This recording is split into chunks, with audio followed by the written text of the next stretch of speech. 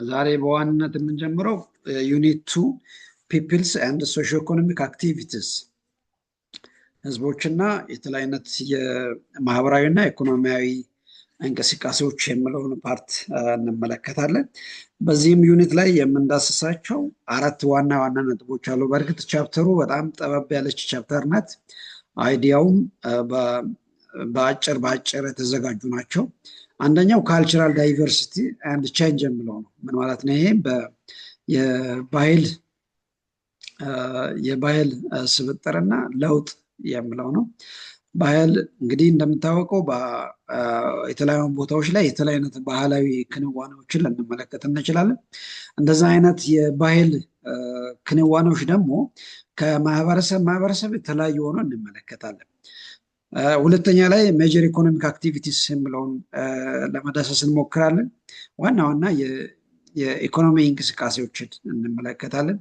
ሶስተኛ ላይ ትሬድ እንደ ማርኬት አስ ከረንት ናሽናል እንደ ሎካል ኮንሰርን እና በአራተኛ እና መጨረሻው ላይ ገቨርንመንት ሬቨኒው ኤንድ ታክስስ የመንግስት ገቢና ግብር የሚለውን ነገር ለመዳሰስ እንሞክራለን። በዋናነት እነዚህ 4 ዋና ነጥቦች ላይ ነው ትኩረት የምናደርገው በዛሬ ዲስከሽንስ ላይ።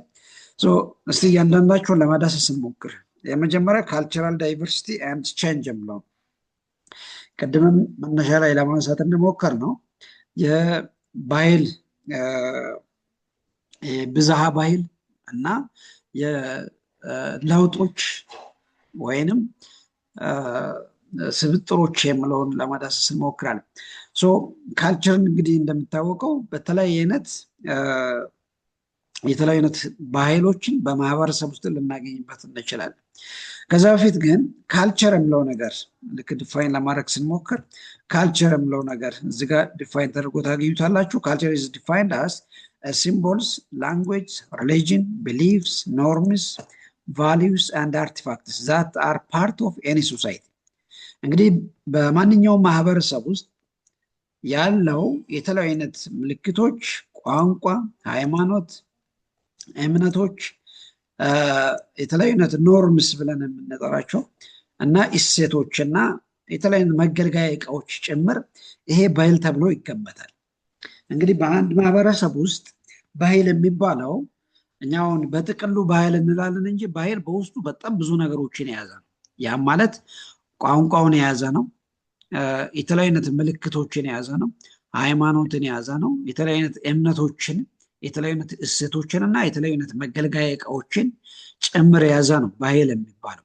ይሄ ግን ባህል ለአንድ ማህበረሰብ አንዱ መለያ ባህሪያቸው፣ አንዱ መገለጫው ነው የሚያገለግል ማለት ነው። በዋናነት ካልቸር የሚያድገው ከተለያዩ አይነት እምነቶች፣ ከተለያዩ አይነት እውቀት፣ ከተለያዩ አይነት ካስተምስ፣ ስኪልስ፣ አቲቲዩድስ ኤንድ ላንጉጅ።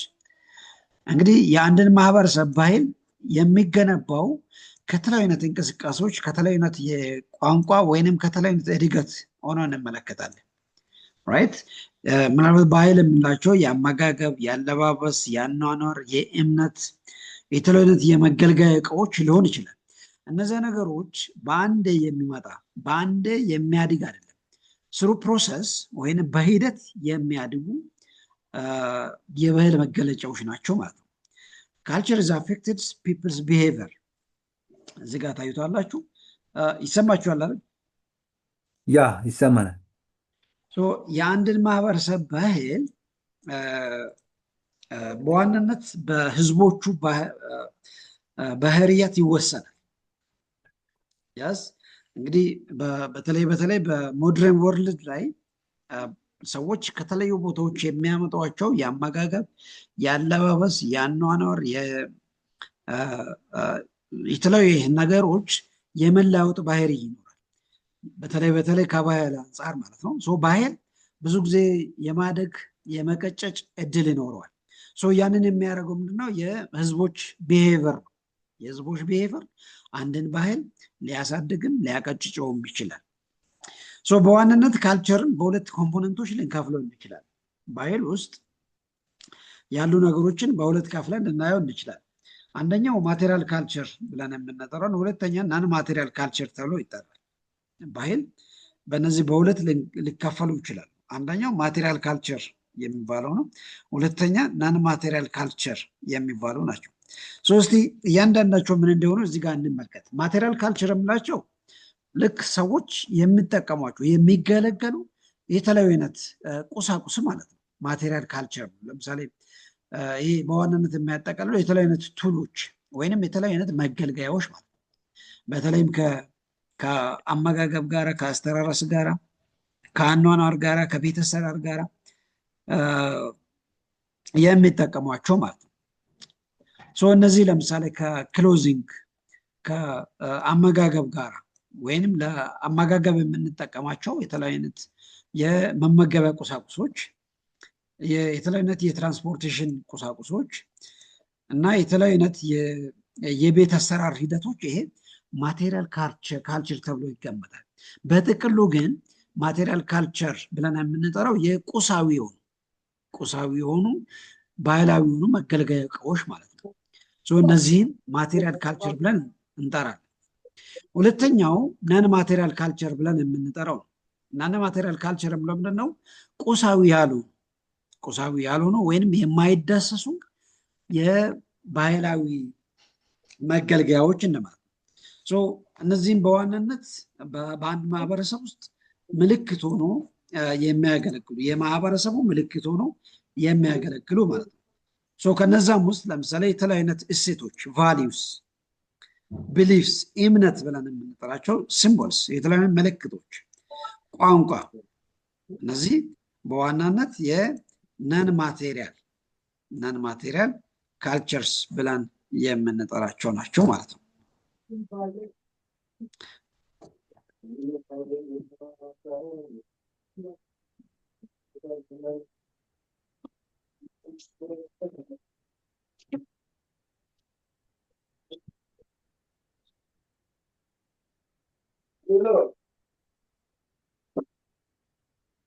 ደገፋ ጋር ድምፅ ይሰማል። አይ ቲንክ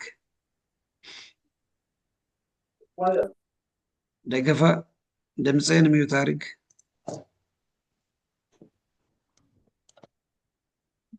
ይሰማችኋል አይደል? አዎ ይሰማል። በጣም ደገፋ ጋር ድምፅ ነበረ፣ ያንን ሚዩት እያደረኩ ነበር።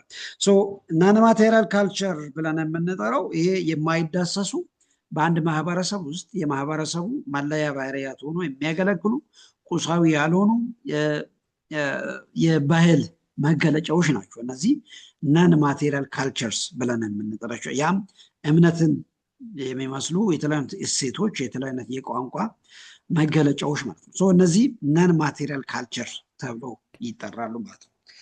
ሌላኛው ሜጀር ካልቸራል ኤሌመንትስ እንግዲህ በአንድ ማህበረሰብ ውስጥ ካሉ ነገሮች በዋናነት ዋና ዋና የባህል ኤሌመንትስ ብለን የምንጠራቸው ቋንቋና እምነት ናቸው። ቋንቋ እንደምታወቀው ኦብቪየስሊ የአንድ ማህበረሰብ መግባቢያ ተብሎ የሚወሰደው ነው። ሌላኛው ሪሊጅን ወይንም እምነት ብለን የምንጠራው እነዚህ የአንድ ማህበረሰብ ዋና ዋና የባህል መገለጫዎች ሆኖ ሊያገኝ ይችላል። በእያንዳንዱ ማህበረሰብ ውስጥ ካልቸራል ዳይቨርሲቲ ልናገኝበት እንችላለን። at any society there may be some cultural diversities. ካልቸራል ዳይቨርሲቲ ማለት ምን ማለት ነው? ወይንም በሌላ ተረጓጓም ማልቲካልቸራሊዝም ማለት ነው። ማልቲካልቸራሊዝም ወይንም ብዝሃ ባህል ማለት ነው። this refers to a group of diverse individuals from different cultures or societies that may practice different types of cultures. ለምሳሌ እንደ ኢትዮጵያ ስንወስደው ኢትዮጵያ ውስጥ ከ80 በላይ የሆኑ ቋንቋዎች አሉ። ከ80 በላይ የሆኑ ማህበረሰቦችን እናገኛለን። እያንዳንዱ ማህበረሰብ የራሱ ሆነ የአመጋገብ፣ የአለባበስ፣ የአስተራረስ፣ የለቅሶ ስርዓት፣ የተለያዩ የሰርግ ስርዓቶች፣ የተለያዩ አይነት የባህል ሂደቶች ይኖራሉ። ይሄ በጥቅሉ ምን ይባላል? ካልቸራል ዳይቨርሲቲ ይባላል ወይም ማልቲካልቸራሊዝም ይባላል። usually cultural diversity can be expressed in terms of nationality, language, religion, race, gender, age and ethnicity. በአንድ ማህበረሰብ ውስጥ ማልቲካልቸራሊዝም ወይም ካልቸራል ዳይቨርሲቲ በተለያየ አይነት መንገድ ሊገለጽ ይችላል። ለምሳሌ በእድሜ ሊሆን ይችላል፣ በጎሳ ሊሆን ይችላል፣ በጾታ ሊሆን ይችላል፣ ያስ በሃይማኖት ሊሆን ይችላል፣ በቋንቋ ሊሆን ይችላል። በእነዚህ ነገሮች ተመስርተን የተለያዩ አይነት የባህል መገለጫዎችን ልንገልጸው እንችላለን ማለት ነው። ይሄ ብዝሃ ካልቸር ወይም ብዝሃ ባህል ብለን የምንጠራው ማለት ነው። ማልቲካልቸራሊዝም ወይም ካልቸራል ዳይቨርሲቲ ማለት ብዙ አይነት የባህል መገለጫዎች ያሉ ሀገራት ወይም ያለው ማህበረሰብ እንደማለት ነው። ይሄ ማልቲካልቸራሊዝም ተብሎ ይጠራል። ከካልቸራል ኤሌመንትስ ቅድም እንዳነሳ ነው አንደኛው ላንጉዌጅ ነው። ሁለተኛ ሪሊጅን ነው። ኢትዮጵያ ውስጥ እንደሚታወቀው በጣም ብዙ አይነት ቋንቋዎች እንደምናገሩ ከዚህ በፊት ትምህርቶችም ተምራቸው ሊሆን ይችላል። በእርግጥ ኢትዮጵያ ውስጥ ከ80 በላይ ቋንቋዎች አሉ ተብሎ ይገመታል። እነዛን ቋንቋዎች በአጠቃላይ በሁለት ከፍለን ማለት እንችላለን። አፍሮኤዥያቲክ ኤንድ ናይሎ ሳራን ተብሎ ይቀመጣል ወይንም ይከፈላል። አፍሮኤዥያቲክ ብለን የምንጠራቸውን ደግሞ በአራት ቦታ ከፍለን ልናየው እንችላለን። አይሚን በሶስት ቦታ አፍሮኤዥያቲክ በሶስት ቦታ ከፍለን ልናየው እንችላለን። ሴሜቲክ ላንጉዌጅ፣ ኩሽቲክ ላንጉዌጅ እና ኦሞቲክ ላንጉዌጅ ተብሎ ይጠራል። ራይት። እነዚህ አፍሮኤዥያቲክ ተብሎ የሚጠሩት በእነዚህ በሶስት ቦታ ከፍለን ልናየው እንችላለን። እነዚህ አፍሮኤዥያቲክ የሚባሉትን በሶስት ቦታ ላይ ከፍለው እንችላለን። እነዛም ሴሜቲክ፣ ኩሽቲክ እና ኦሞቲክ ላንጉዌጅ። እነዚህ ሴሜቲክ ላንጉዌጅ ብለን የምንጠራቸው እዚህ ሊስት የተደረጉ አሉ። ከሴሜቲክ ላንጉዌጅ ኤግዛምፕል ለምሳሌ አማሪክ፣ ጊዝ፣ ጉራግኛ፣ ትግርኛ አንድ ሌሎችም እነዚህ በስፋት የሚናገሩ የሴሜቲክ ላንጉዌጅ ፋሚሊ ናቸው ማለት ነው። ሌላኛው ኩሽቲክ ላንጉዌጅ ፋሚሊ ነው። እሱም ላይክ እዚህ ጋር ሊስት አድርግና ለማድረግ ሞክራለሁ። በጣም ብዙ አይነት ተናጋሪ ያለበት ነው። በእርግጥ ኩሽቲክ ላንጉዌጅ ፋሚሊ ለምሳሌ አፋርኛ፣ አዊኛ፣ አፋን ኦሮሞ፣ ስዳምኛ፣ ሶማሊኛ፣ ሲዳማ፣ ሀዲይሳ፣ ከምባቲሳ፣ እነዚህ ጌዲዮ፣ እነዚህ በአጠቃላይ በኩሽቲክ ላንጉዌጅ ላይ የሚመደቡ የቋንቋ አይነቶች ናቸው ኢትዮጵያ ውስጥ። ሶስተኛው ኦሞቲክ ላንጉዌጅ ተብሎ የሚጠራው ነው። ይህም በዋናነት በኦሞ ወንዝ መስመር ላይ የሚኖሩ ማህበረሰቦች የሚጠቀሟቸው በብዛት እነሱም ለምሳሌ ባስኬቶ፣ ጋሞ ጎፋ፣ ወላይታ፣ ደውሮ ብለን የምንጠራቸው እነዚህ በኦሞቲክ ላንጉዌጅ ፋሚሊ የሚመደቡ ናቸው ማለት ነው። ሁለተኛው ግሩፕ ናይሎ ሳራን ነው። ኢትዮጵያ ውስጥ ያሉ ቋንቋዎችን እንግዲህ በሁለት ፋሚሊ እንከፍላለን ብያቸው ነበረ በመጀመሪያ ላይ። ያም አፍሮኤዥያቲክ ኤንድ ናይሎ ሳራን እዚህ ላይ ይታያቸዋል። አፍሮኤዥያቲክ ኤንድ ናይሎ ሳራን ተብሎ ይጠራል። ኢትዮጵያ ውስጥ ያሉ ከ80 በላይ የሆኑ ቋንቋዎችን በአጠቃላይ በእነዚህ በሁለት እንከፍላለን፣ አፍሮኤዥያቲክ እና ናይሎ ሳራን። አፍሮኤዥያቲክን በእነዚህ በሶስት እንከፍላለን፣ ሴሜቲክ፣ ኩሽቲክ እና ኦሞቲክ። ሌላኛው ናይሎ ሳራን ነው። ያም በብዛት በጋምቤላ አካባቢ እና በቤንሻንጉል አካባቢ በብዛት የሚናገሩ የቋንቋ አይነቶች ማለት ነው። ለምሳሌ አኝዋክ፣ በርታ፣ ጉሙዝ ያስ እነዚህ ቤዚካሊ በናይሎ ሳራን ላንጉዌጅ ፋሚሊ የሚመደቡ የቋንቋ ግሩፖች ናቸው ማለት ነው። ሁለተኛ ካልቸራል ኤሌመንት ብለን ልስታረግ ነው ሪሊጅን ነው። እንግዲህ ሪሊጅን እንደሚታወቀው it is a set of organized belief, practice and systems that are related to the belief and worship of God or other supernatural beings።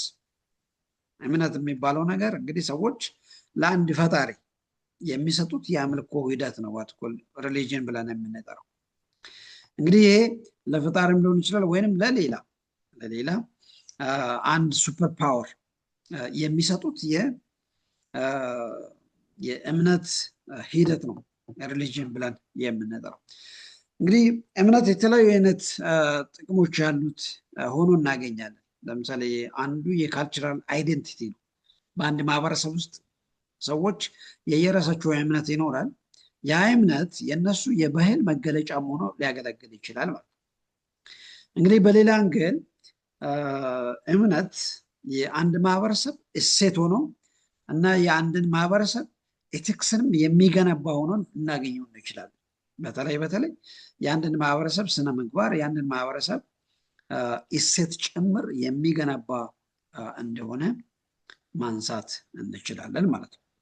ስለዚህ እምነት የምንለው አንድ ሰው ወይንም አንድ ግለሰብ ለፈጣሪ የሚሰጠው አክብሮት ወይንም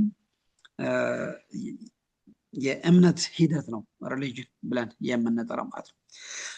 በአንድ ማህበረሰብ ውስጥ ያለው ባህል እንግዲህ ኮንስታንትሊ ልክ ከተፈጠረበት እስከ መጨረሻው እስከ ወዲያኛው ኮንስታንትሊ በተመሳሳይ ሁኔታ ላይኖር ይችላል። ካልቸር በማህበረሰብ ውስጥ ሪፎርም የመደረግ እድል ይኖራል።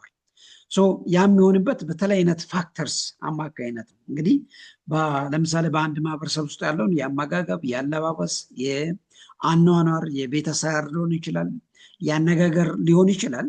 እነዛ ነገሮች ከጊዜ ወደ ጊዜ የመላወጥ የመቃየር እድል ሊኖር ይችላል። ያ የሚሆንበት ምክንያቶች አሉ። እነዛንም ፋክተርስ ብለን ልንጠራው እንችላል። አንደኛው ዓለም ውስጥ ያለው ዓለም ላይ የምናገኛቸው የተለያዩ የባህል ሂደቶች ተለዋዋጭ ናቸው። ባህል እንግዲህ የስ አንድ ማህበረሰብ ለምሳሌ ኢትዮጵያ ውስጥ ከዛሬ 50 ዓመት ከዛሬ 100 ዓመት በፊት የነበረው ማህበረሰብ ሲጠቀምበት የነበረው የአለባበስ፣ የአኗኗር፣ የቤት አሰራር፣ የአነጋገር የስ የአመጋገብ ሂደቶቹ ልክ ዛሬ ላናገኝ እንችላለን። ያ ቤዚካሊ የሚሆንበት በእነዚህ ፋክተርስ አማካኝነት ነው። አንደኛው ግሎባላይዜሽን። እንግዲህ ግሎባላይዜሽን የሚለውን ኮንሰፕት ብዙ ቦታ ላይ ልሰሙ ትችላላችሁ። ይሄ ዓለም አቀፋዊነት ማለት ነው። እንግዲህ ማህበረሰብ ወይንም ዓለም ላይ ያለውን ህዝቦች በምታዩበት ሰዓት ያስ ሰዎች በብዙ መንገድ በጣም እየተቀራረበ ያለበት ሂደት ማለት ነው ግሎባላይዜሽን። ስለዚህ ህዝቦች አንዱ ከሌላኛው የተቀራረበ ሲሄድ ያስ አንዱ የሌላኛውን ባህል ያስ የመላመድ የመጠቀም ሌላኛውን ደግሞ እየተዋ እየለቀቀ ማምጣት ይኖራል። ስለዚህ ግሎባላይዜሽን አንዱ የባህል ለውጥን ከሚያስከትሉ ነገሮች አንደኛው ነው። ግሎባላይዜሽን ይሰማል አይደለ? ይሰማል። በጣም አሪፍ። ምናልባት እንደ ኤግዛምፕል እናንተንም መጠቀም እንችላለን። ለምሳሌ እናንተ ልክ ከደቡብ አፍሪካ ወደ ኢትዮጵያ ስትመለሱ እዛ ደቡብ አፍሪካ ውስጥ ስትጠቀሙበት የነበረውን የቋንቋ፣ የአለባበስ፣ የአኗኗር፣ የአመጋገብ ባህል ይዛችሁ ወደ ኢትዮጵያ የመመለስ እድል ይኖራል። ያለ ምንድን ነው ሰዎች ከአንዱ ቦታ ወደ ሌላ ቦታ ሽፍት ሲያደርጉ የስ መጀመሪያ ሲጠቀሙበት የነበረው ባህላዊ ነገሮችን የመተው ወይንም የመቀነስ በሌላ መንገድ ደግሞ ልክ የደረሱበትን ቦታ ባህል የመላመድ የስ የማሳደግ እድል ይኖራል። ስለዚህ ግሎባላይዜሽን አንደኛው የባህልን ለውጥ ከሚያስከትሉ ነገሮች አንደኛው። ምናልባት ሊትራሊ ግሎባላይዜሽን የሚለው ኮንሰፕት ምንድን ነው? ዓለም አቀፋዊነት። ሰዎች በየትኛውም የዓለም ጫፍ ላይ ይኖሩ የስ የተለያዩ ነገሮችን ሼር የማድረግ ሂደት ማለት ነው ግሎባላይዜሽን ብለን የምንለው። ስለዚህ ግሎባላይዜሽን አንዱ የካልቸራል ለውጥን ከሚያስከትሉ ነገሮች አንደኛው። ሌላኛው ኤንቫይሮንመንት ነው። the way of using natural resources in the community threatens the cultural identity of the indigenous people. ሰዎች ለምሳሌ ኦሪጂናሊ በአንድ አካባቢ ላይ የሚኖሩ ሰዎች ራይት ልክ ከሌሎች ሰዎች ጋር አብሮ መኖር ሲጀምሩ የስ ፕሪቪየስሊ ወይንም ቀድሞ ሲጠቀሙበት የነበረውን የእነሱን ኢንዲጂነስ ባህል የመተው እየለቀቁ የማምጣት እድል ሊኖር ይችላል። አይ ቲንክ ኢትዮጵያ ውስጥ በብዙ ቦታ ላይ ሰዎች ለምሳሌ ከዛሬ 50 ዓመት 60 70 ዓመት በፊት ሲጠቀሙበት የነበረውን የአለባበስ፣ የአመጋገብ፣ የአኗኗር፣ የቤት አሰራር ሂደቶችን ሰዎች እየለቀቁ መጥቷል። እንግዲህ ኢንፎርማሊ ልትሰሙ ትችላላችሁ። ኢትዮጵያ ውስጥ ለምሳሌ በተለይ ገጠራማ የኢትዮጵያ ክፍሎች ላይ የቤት አሰራር ኮምፕሊትሊ አሁን ልክ እንደ ከተማ እየተቀየረ ያለበት ሂደት እንመለከታለን። ይሄ ምንድነው? ልክ ሰዎች በፊት ሲሰሩት የነበረው የቤት አሰራር ሂደቶችን ሽፍት እያደረጉ መጥቷል። ለምንድነው ይሄ? ልክ የከተሜነት ጫና ገጠርም ላይ እየተስፋፋ መምጣቱን የሚያመላክት ማለት ነው። ስለዚህ ይሄ ምንድነው የሚያሳየው? የባህል ለውጦች እንዲመጣ ሊያደርግ ይችላል። ሌላኛው ቴክኖሎጂ ነው። the advancement of technology lead to the cultural changes. obviously የቴክኖሎጂ መስፋፋት የባህል ለውጥን ያስከትላል። ሁለተኛ ኮንታክት ዊዝ አዘር ካልቸርስ። ለምሳሌ አንዱ ልክ አጠገብ ለጠገብ የሚኖሩ ወይንም ጎረቤታም የሆኑ ሀገራት እያንዳንዳቸው ካልቸራል ኤክስቼንጅ ሊኖራቸው ይችላል። ያ ካልቸራል ኤክስቼንጅ የአንደኛውን ማህበረሰብ ካልቸር እንዲዋጥ የማድረግ እድሉ በጣም ሰፊ ነው። ስለዚህ እዚህ ጋር ሊስት ያደረግናቸው ላይክ ግሎባላይዜሽን፣ ኤንቫይሮንመንት፣ ቴክኖሎጂ ኤንድ ኮንታክት ዊዝ አዘር ካልቸር ምናልባትም የአንድን ማህበረሰብ ባህል እንዲለወጥ እንዲቀየር ከሚያደርጉ ነገሮች የሚጠቀሱ ፖይንቶች ናቸው ማለት ነው። ሌላኛው አይ ቲንክ እዚህ ጋር ግሎባላይዜሽን ለብቻ ትንሽ ትኩረት እንድትሰጡበት ነው። ኦብቪየስሊ ግሎባላይዜሽን የምለው ዓለም በአንድ መንደርነት ወይንም በጣም በተቀራረበ ሂደት የመገናኘት የስ ግለሰቦች ሊሆኑ ይችላሉ፣ ሀገራት ሊሆኑ ይችላሉ። በተለይ አይነት መንገድ የመገናኘት ኮኔክትድ የመሆን ሂደት ነው ግሎባላይዜሽን። So it refers to remarkable exchange and sharing of information, culture, economic resources and technologies. ልክ ዛሬ ላይ ለምሳሌ ልክ ኢትዮጵያ ውስጥ ያለው ሰው ልክ ከደቡብ አፍሪካ ውስጥ ካሉ ሰዎች ጋር በጣም በቀላሉ የመገናኘት እድል ይኖራል። ያ ነው ግሎባላይዜሽን ብለን የምንለው። ኦፍኮርስ ግሎባላይዜሽን የመገናኘት ሂደት ብቻ አይደለም። ልክ ሰዎች ተገናኝተው የንግድ ስርዓትን ማሳለጥ ወይንም የንግድ ሂደቶችን መለዋወጥ፣ የባህልን ኤክስቼንጅ የማድረግ ሂደቶች በአጠቃላይ ግሎባላይዜሽን ተብሎ ሊጠራ ይችላል። ሶ ይሄ በአጠቃላይ ስለ ካልቸር ያለውን ፖይንት ይህንን ይመስላል። ሁለተኛው ፖይንት ሜጀር ኢኮኖሚክ አክቲቪቲስ ተብሎ የሚጠሩ ናቸው። በዓለም አቀፍ ደረጃ ላይ የተለያዩ አይነት ኢኮኖሚክ አክቲቪቲ ልናገኝ እንችላለን። እነዛንም በተለያዩ አይነት ካቴጎሪ ላይ ልንከፍል እንችላለን። ሶ ኢኮኖሚክ አክቲቪቲስ በዋናነት ፕራይሜሪ፣ ሴኮንደሪ፣ ተርሼር እና ኳተርነሪ ተብሎ ሊመደብ ይችላል። ኢኮኖሚክ አክቲቪቲስ ብዙ አይነት ሊሆን ይችላል። በዋናነት በአራት ቦታ ልንከፍለው እንችላል።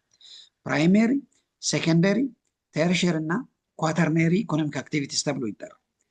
ፕራይሜሪ ኢኮኖሚክ አክቲቪቲ የምንለው ይሄ ቤዚካሊ የተፈጥሮ ሀብቶችን ኤክስትራክት ማድረግን ብቻ የሚያጠቃልል ኢኮኖሚክ አክቲቪቲ ነው። ፕራይሜሪ ኢኮኖሚክ አክቲቪቲ ምን ማለት ነው? ይሄ የተፈጥሮ ሀብት ብለን የምንጠራው ለምሳሌ አፈር ሊሆን ይችላል፣ ደን ሊሆን ይችላል፣ ማይኒንግ ሊሆን ይችላል። እነዚህ ቤዚካሊ በናቹራል ሪሶርስ ኤክስትራክሽን ላይ የተመሰረቱ ኢኮኖሚክ አክቲቪቲ ነው። ዋት ዩ ኮል ፕራይሜሪ ኢኮኖሚክ አክቲቪቲ ነው። ከነዛም ውስጥ ለምሳሌ አግሪካልቸር፣ ፎሬስትሪ፣ ፊሽንግ፣ ማይኒንግ ይሄ የተፈጥሮ ሀብቶችን ማውጣት መጠቀምን የሚያጠቃልሉ ኢኮኖሚክ አክቲቪቲስ እንደማለት ነው። ይሄ ብዙ ጊዜ ፕራይሜሪ ኢኮኖሚክ አክቲቪቲስ ተብሎ ይጠራል። ምናልባት እነዚህን እያንዳንዳቸውን ለማየት ብንሞክር አንደኛው አግሪካልቸር ነው ወይንም ግብርና የምንለው ማለት ነው። ግብርና በሁለት እንደሚከፈል ታውቁታላችሁ አይደለም? ግብርና ከብት ማርባትና የእህልን ማምረት ክሮፕ ፕሮዳክሽን አንድ አኒማል ፋርሚንግ ተብሎ ይጠራል። ግብርና እኛ በተለምዶ ግብርና የምንለው መሬትን ማረስ ብቻ ነው።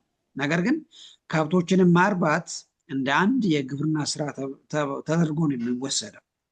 ራይት ሶ አግሪካልቸር ቤዚካሊ ክሮፕ ፕሮዳክሽን አስ ዌል አስ ላይቭ ስቶክ ሬሪንግ ተብሎ በሁለት ሊመደብ ይችላል ማለት ነው። ይሄ አንደኛው የፕራይመሪ ኢኮኖሚክ አክቲቪቲ ነው። ሁለተኛው ፎረስትሪ ነው። ፎረስትሪ ማለት ልክ ከደን ሀብት የተለያዩ አይነት ምርቶችን ማምረት፣ በተለይ ጣውላ ማምረት ሊሆን ይችላል፣ ከሰል ማምረት ሊሆን ይችላል። እነዚህ ቤዚካሊ ፎረስትሪ ተብሎ ሊጠራ ይችላል። ሌላኛው ፊሸሪ ነው። ይሄ አሳ ማስገር የሚያጠቃልል ማለት ነው። አራተኛው ማይኒንግ ነው። የተለያዩ አይነት የማይድን አይነቶችን ማውጣት ኤክስትራክት ማድረግ ማይኒንግ ተብሎ ይጠራል። ሶ ኢት ኢዝ ዘ ፕሮሰስ ኦፍ ኦብቴኒንግ ዩዝፉል ሚነራልስ ፍሮም ዘ ኤርዝ ክራስት። ይሄ ከመሬት ውስጥ የተለያዩ አይነት ማዕድናትን የማውጣት ስራ ማይኒንግ ተብሎ ይጠራል። ማይኒንግ የምለው ኢትስ ዘ ፕሮሰስ ኦፍ ኤክስትራክቲንግ ዲፍረንት ታይፕስ ኦፍ ሚነራልስ ፍሮም ዘ ኤርዝ ክራስት። ከመሬት ውስጥ ወርቅ ሊሆን ይችላል፣ አልማዝ ሊሆን ይችላል፣ ወይንም ፔትሮሊየም ናቹራል ጋስስ ሊሆን ይችላል። በዋናነት ከመሬት ውስጥ የተለያዩ አይነት ማዕድናትን የማውጣት ስራ ማይኒንግ ተብሎ ይጠራል። በአጠቃላይ እነዚህ ፕራይመሪ ኢኮኖሚክ አክቲቪቲስ ተብሎ ይጠራል። ሁለተኛው ሴኮንደሪ ኢኮኖሚክ አክቲቪቲ ነው። ሴኮንደሪ ኢኮኖሚክ አክቲቪቲ እነዛን ፕራይመሪ ኢኮኖሚክ አክቲቪቲ ላይ የተመረቱ ሮ ማቴሪያልስ ፕሮሰስ ማድረጊያ ኢኮኖሚክ አክቲቪቲ ማለት ነው። ይሄ ብዙ ጊዜ ማኑፋክቸሪንግ እንላለን ወይንም ምርት ማምራት ማለት ነው። ይሄ ቤዚካሊ የሴኮንደሪ ኢኮኖሚክ አክቲቪቲ ላይ ይመደባል ወይንም ማኑፋክቸሪንግ ብለን እንጠራለን። የእነዚህ ሁለቱ ኢኮኖሚክ አክቲቪቲ ልዩነቱ ምንድን ነው? ይሰማችኋል አይደል? አዎ ቲቸር ይሰማል። በጣም አሪፍ። ድምፅ አይሰማም የሌሎቻችሁ? አዎ ይሰማል። ይሰማል ቲቸር። በጣም አሪፍ። የፕራይሜሪ እና የሴኮንደሪ ኢኮኖሚክ አክቲቪቲ ልዩነቱ ምንድን ነው? ፕራይሜሪ ኢኮኖሚክ አክቲቪቲ ቤዚካሊ ሮ ማቴሪያልስ ፕሮዳክሽን ወይንም ለፋብሪካ የሚሆኑ ጥሬ እቃዎችን የምናመርትበት የኢኮኖሚክ አክቲቪቲ ነው ፕራይሜሪ ኢኮኖሚክ አክቲቪቲ። ነገር ግን ሴኮንደሪ ኢኮኖሚክ አክቲቪቲ የምንለው ምንድን ነው? በፕራይሜሪ ኢኮኖሚክ አክቲቪቲ ላይ ያመረትነውን ሮ ማቴሪያልስ ፕሮሰስ የምናደርግበት ኢኮኖሚክ አክቲቪቲ ነው ሴኮንደሪ ኢኮኖሚክ አክቲቪቲ የምንለው። ይህም ማኑፋክቸሪንግ አንደኛው ኤግዛምፕል። የስ ማኑፋክቸሪንግ የምለው ምንድን ነው? የተለያዩ ማሽኖችን በመጠቀም በፕራይሜሪ ኢኮኖሚክ አክቲቪቲ ላይ የተመረቱ ሮ ማቴሪያልስ ፕሮሰስ ማድረጊያ ማለት ይሄ ሴኮንደሪ ኢኮኖሚክ አክቲቪቲ ይባላል። ይሄ በሴኮንደሪ ኢኮኖሚክ አክቲቪቲ እዛ በግብርና፣ በማይኒንግ፣ በፊሸሪ የተመረቱ ምርቶችን ወደ ፋብሪካ አስገብተን ፕሮሰስ አድርገን ቫሉ አዳርገን ፕሮሰስ የምናደርግበት ኢኮኖሚክ አክቲቪቲ ማለት ነው። ሶስተኛው ተርሸሪ ኢኮኖሚክ አክቲቪቲ ነው። ተርሸሪ ኢኮኖሚክ አክቲቪቲ ልክ በፕራይሜሪ እና ሴኮንደሪ ኢኮኖሚክ አክቲቪቲ ላይ ያመረትናቸውን ምርቶች ዲስብኔት የምናደርግበት ወይም የምናሰራጭበት ሊሆን ይችላል።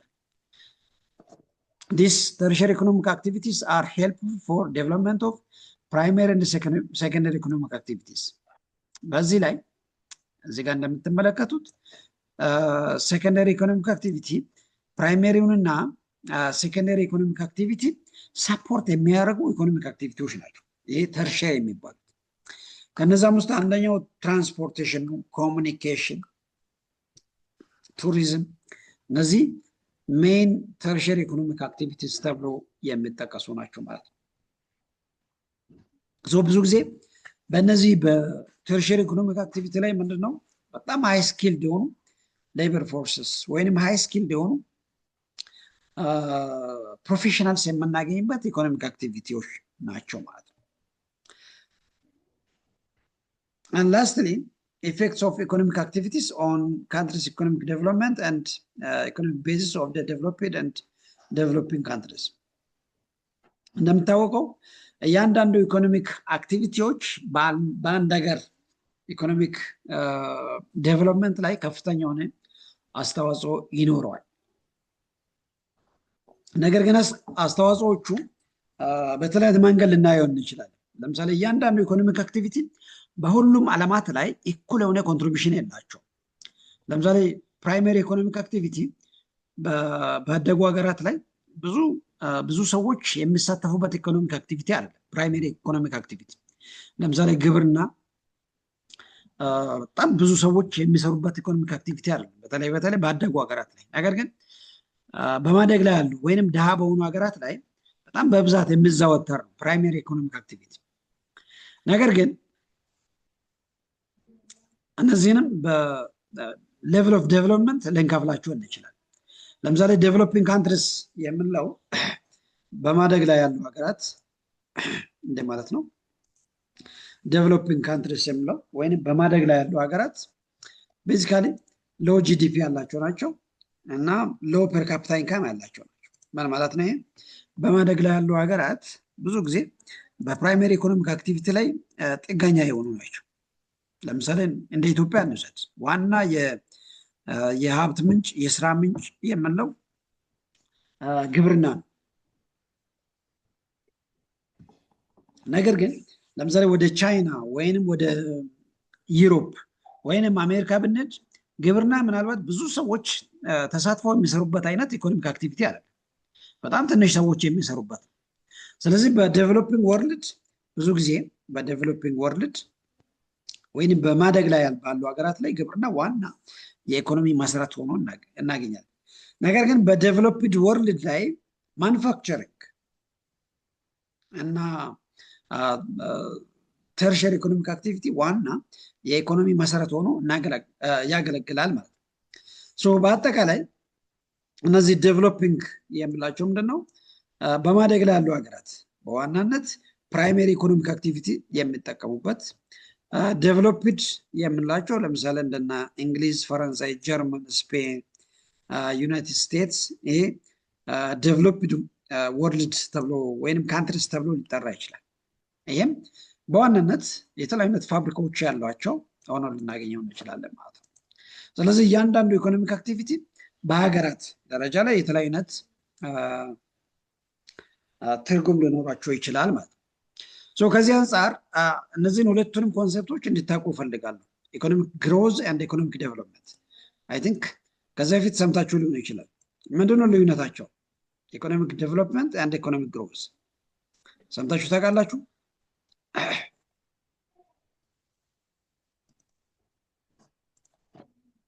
ሄሎ፣ ይሰማችኋል? አዎ ይሰማናል። ኢኮኖሚክ ግሮዝ እና ኢኮኖሚክ ዴቨሎፕመንት የሚሉ ቃላት አሉ። ምናልባት ብዙ ጊዜ በእርግጥ በቀጣይ አመታትም ልትማሩ ትችላላችሁ። ኢኮኖሚክ ግሮዝ የሚለው ምንድን ነው? አንድ ሀገር የሚያመርተው የምርት መጠን መጨመር ማለት ነው። ኢኮኖሚክ ግሮዝ ይባላል። ይሄ ማለት ኢንክሪዚንግ ካንትሪስ አውትፑት ኦፍ ጉድስ ኤንድ ሰርቪስስ ኦቨር ታይም፣ አንድ ሀገር የሚያመርተው የምርት መጠን መጨመር ማለት ነው። ይሄ ቤዚካሊ ኢኮኖሚክ ግሮዝ ይባላል። ለምሳሌ ኢትዮጵያ ኢትዮጵያ በአንድ ዓመት ውስጥ ያመረተቻቸው ጂዲፒ ለምሳሌ 50 ቢሊየን ወይንም 60 ቢሊየን ወይንም 70 ቢሊየን፣ ይሄ ኢኮኖሚክ ግሮዝ ይባላል። ኢኮኖሚክ ግሮዝ ብዙ ጊዜ በፊዚካል ተርምስ ወይንም በጂዲፒ ብቻ የሚገለጽ ማለት ነው። ነገር ግን ይሄ በሰው ሕይወት ተመንዝረው የማይገለጽ ማለት ነው። ነገር ግን የዚህ ተቃራኒ ምንድነው? ኢኮኖሚክ ዴቨሎፕመንት። ኢኮኖሚክ ዴቨሎፕመንት ማለት ልክ የሰዎች ሕይወት መሻሻል፣ የተሻሻሉ ትምህርት፣ የተሻሻለው ጤና አቅርቦት፣ የተሻሻለው የሰዎች ፐር ካፒታ ኢንካም መጨመር፣ ይሄ ኢኮኖሚክ ዴቨሎፕመንት ይባላል ማለት ነው። ግልጽ ነው ሀሳቡ?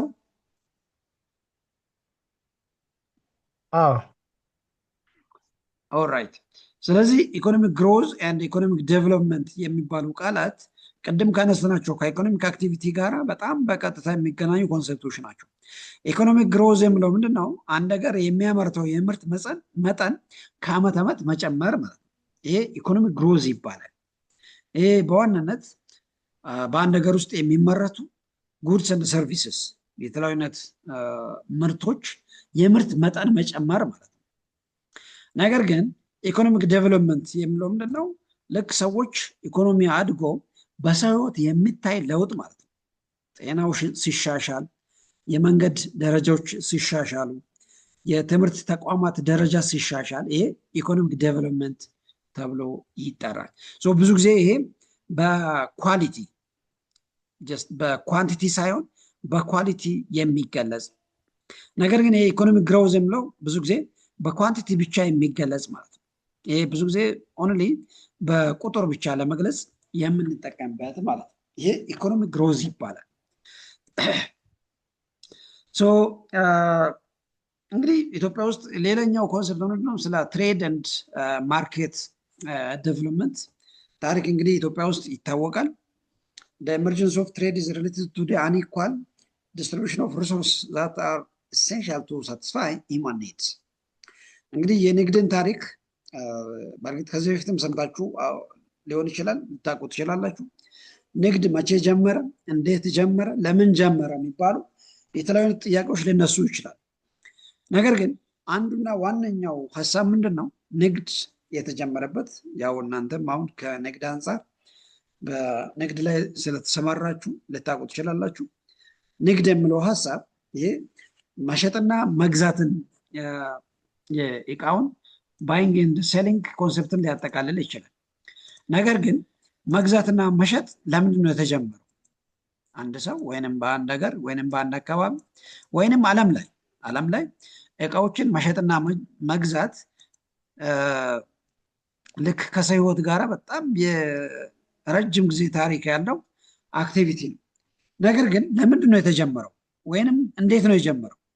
ቤዚካሊ ንግድ የጀመረበት ዋናው ዓላማ ምንድን ነው? ሾርቴጅ ነው ወይንም በየዓለማቱ አንኢኳል ዲስትሪቢሽን ኦፍ ሪሶርስ መኖሩ ወይንም በሌላ አገላለጽ ዓለም ላይ ሁሉም አይነት ሪሶርስ ኢኳሊ አናገኝም።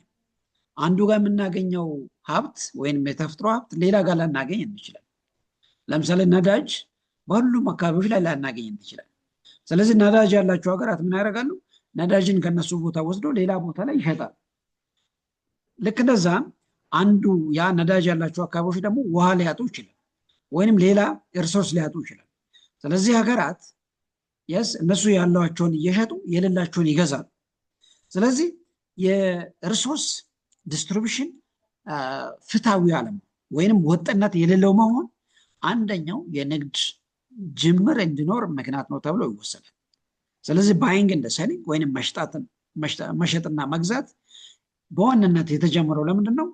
ሁሉም ሀገራት ሁሉም ግለሰቦች ያላቸውን ይሸጣሉ የሌላቸውን ይገዛሉ ማለት ነው። በዚህ ሂደት ነው ንግድ በዓለም ላይ የተጀመረው ማለት ነው። modern traders generally negotiate through a medium of exchange such as money. As a result, buying can be also separated from sales or earnings. ስለዚህ መሸጥና መግዛት ቤዚካሊ ከሾርቴጅ ጋር ነው በቀጥታ የምናገናኘው ማለት ነው። ይሄኛውንም ብዙ ጊዜ ምናልባትም በገንዘብ ልንሸጠው እንችላለን። በእርግጥ ከረጅም ዓመታት በፊት ዓለም ላይ ምናልባትም ገንዘብ ዋና መገበያያ ላይሆን ይችላል። ሌሎች ነገሮችንም ይጠቀሙበት ነበር። right? The invention of money as a letter of the credit paper money and non-physical money greatly simplified and promoted trades. ለምሳሌ ከኢትዮጵያ ቡና ወደ ውጭ ሀገር ይላካል ወይንም ሌሎች ማዕድናት ወደ ውጭ ሀገር ተልኮ ሌላ እቃ ደግሞ ይገዛል። ስለዚህ በዚህ ሂደት ውስጥ መሸጥና መግዛት የሚባለው ኮንሰፕት ዓለም ላይ ተጀመረ ማለት ነው። ሌላኛው ማርኬት ማለት ልክ እቃን የምንሸጥበትና የምንገዛበት ቦታ ማለት ነው። ማርኬት ብለን it is the place where buyers and sellers can get together to facilitate the exchange of goods and services. ሰዎች እቃን ለመሸጥ ወይንም እቃውን ለመግዛት የሚገናኙበት የሚገበያዩበት ቦታ ማለት ነው። ማርኬት ብለን የምንጠራው ማለት ነው። ሌላኛው ታይፕስ ኦፍ ትሬድ ነው። ዓለም ላይ እንደምታውቀው የተለያዩ አይነት የንግድ አይነቶች አሉ። ንግድ በአጠቃላይ በሁለት ልንከፍለው እንችላለን። ኢንተርናል ትሬድ እና ኤክስተርናል ትሬድ ተብሎ በሁለት ሊከፈል ይችላል። ምን ማለት ነው? የሀገር ውስጥ ንግድና የውጭ ንግድ ተብሎ ለሁለት ሊከፈል ይችላል።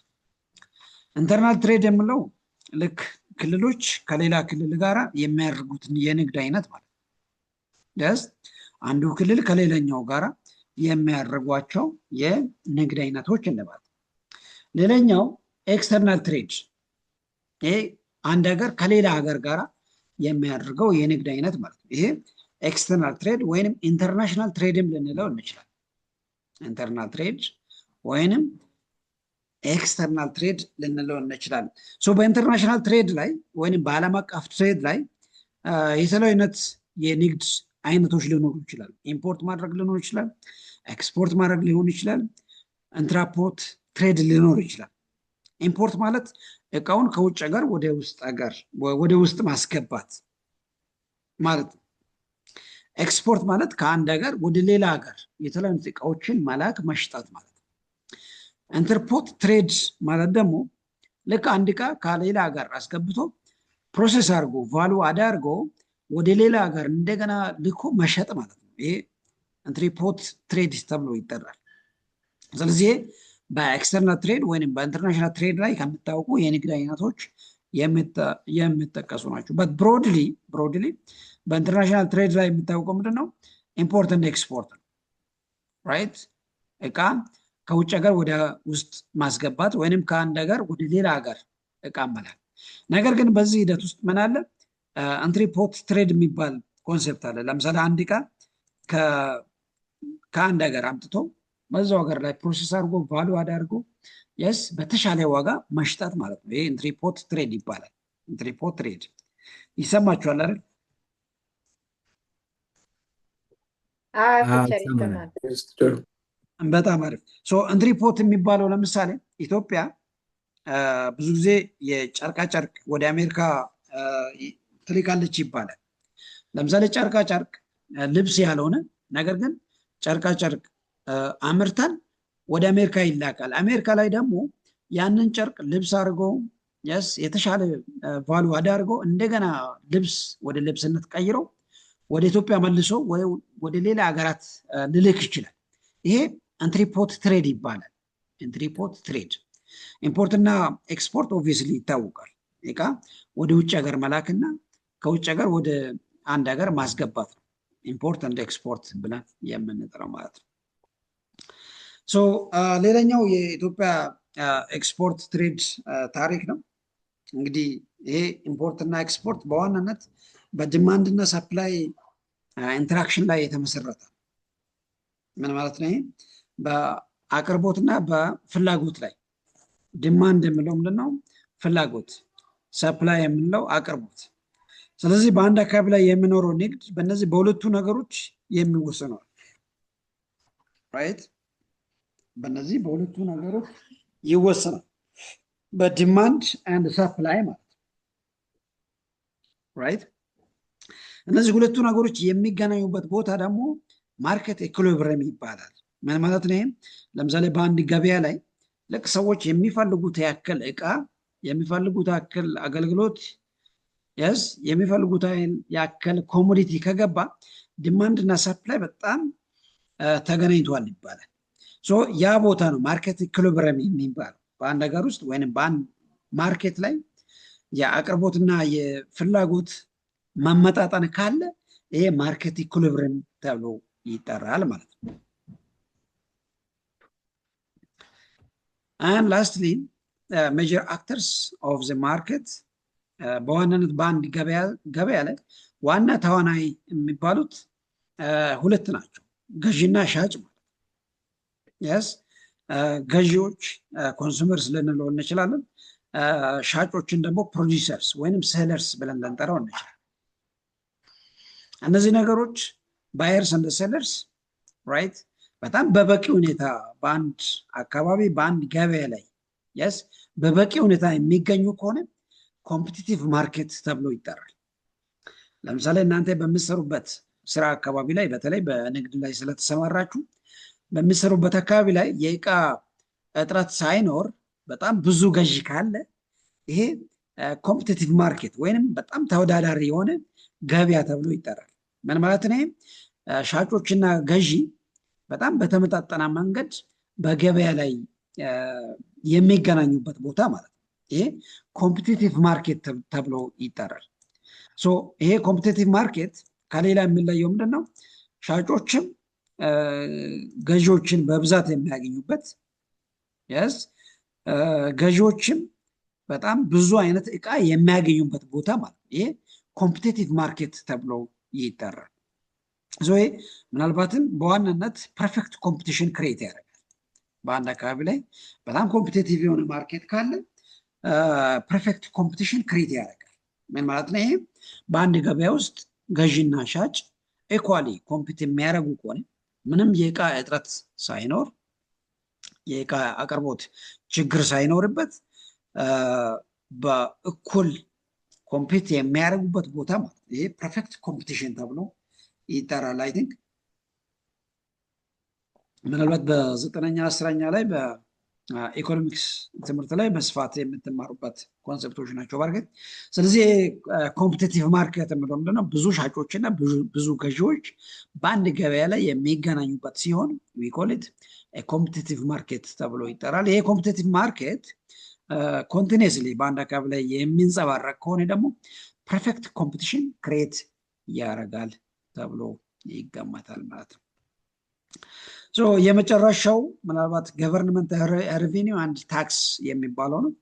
ኢትዮጵያ ላይ እንግዲህ እንደሚታወቀው የመንግስት ገቢና ቀረጥ የሚባሉ ኮንሰፕቶች አሉ። አይ ቲንክ እናንተም ባላችሁበት ቦታ በስራ ኤንቫይሮንመንት ላይ ግብር ትከፍሉበታላችሁ።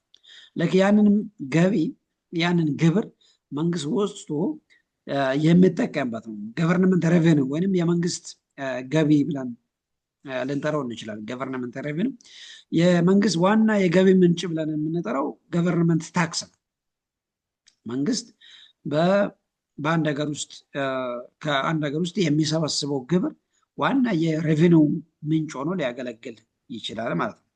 እንግዲህ ኢትዮጵያ ላይ በጣም ብዙ አይነት የታክስ ታሪኮችን ልናገኝ እንችላለን። ነገር ግን ዋና የታክስ መነሻ የምናገኘው በ1434 ላይ ዘርዓ ያዕቆብ መነሻ ያደረገበት ነው። ዘርዓ ያዕቆብ እንግዲህ ሰዎች ከገበሬዎች ከነጋዴዎች የተለያዩ አይነት ግብርን ይሰበስብ ነበር። ሂስቶሪካሊ በምናይበት ሰዓት ኢትዮጵያ ላይ ለመጀመሪያ ጊዜ ግብር መሰብሰብ የተጀመረው በ1434 ላይ ነበር ተብሎ ይገመታል። ይህም መቼ ነው? ልክ በዘርዓ ያዕቆብ ዘመን ላይ ከግብርና ከንግድ ግብር መሰብሰብ የተጀመረበት ጊዜ ማለት ነው። ይሄ ምናልባትም ከዛ በኋላ በእነ ምኒልክ በእነ ኃይለ ሥላሴ በደርግ ዘመንም በኢህአዴግ ዘመንም በብዛት ስተገበር እንመለከታለን። የገቨርንመንት ወይንም የመንግስት በአንድ ሀገር ላይ ኢትዮጵያ ብቻም አይደለም በየትኛውም ዓለም ላይ የመንግስት ዋና የገቢ ምንጭ ተብሎ የሚወሰደው ግብር ነው። ከግብር የሚሰበሰብበት ምናልባት እግረ መንገድም በዚሁ እንድታውቁ ኢትዮጵያ ውስጥ የታክስ አሰባሰብ ሂደቱ በጣም ደካማ ከሚባሉ የግብር አሰባሰብ